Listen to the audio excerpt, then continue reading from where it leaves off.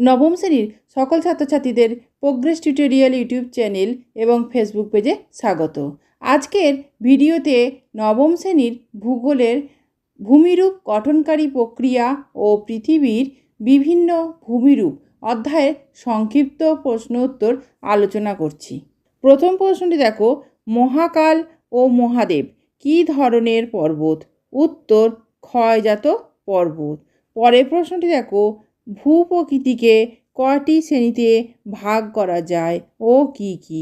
উত্তর, 3টি শ্রেণীতে: পাহাড়, পর্বত, মালভূমি ও সমভূমি। পরের প্রশ্নটি দেখো, পাহাড় কাকে বলে? উদাহরণ দাও। উত্তর, অল্প উচ্চ এবং অল্প দূর বিস্তৃত শিলাস্তূপকে বলে পাহাড়, যেমন অযোধ্যা, বাঘমুন্ডি, শুশুনিয়া, রাজমহল পাহাড়। পরের প্রশ্নটি দেখো, পর্বত কাকে বলে? উত্তর, সুউচ্চ শৃঙ্গ বিশিষ্ট অসমান এবং সুদূর বিস্তৃত শিলাস্তূপকে পর্বত বলে, যেমন হিমালয়। পরের প্রশ্ন দেখো, পর্বতকে কয় ভাগে ভাগ করা যায় ও কি কি?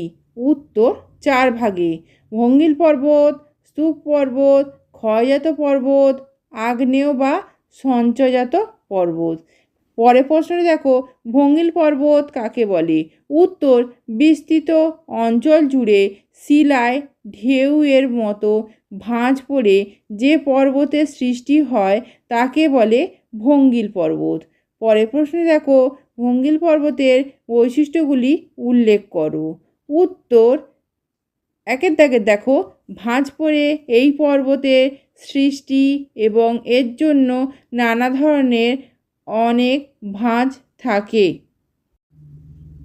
2 দাগের পয়েন্টটি দেখো, দুটি ভাঁজের মাঝে যে উঁচু অংশ থাকে তাকে বলে অধোভঙ্গ এবং ভাঁজের ওপরে উঁচু অংশকে বলে ঊর্ধ্বভঙ্গ।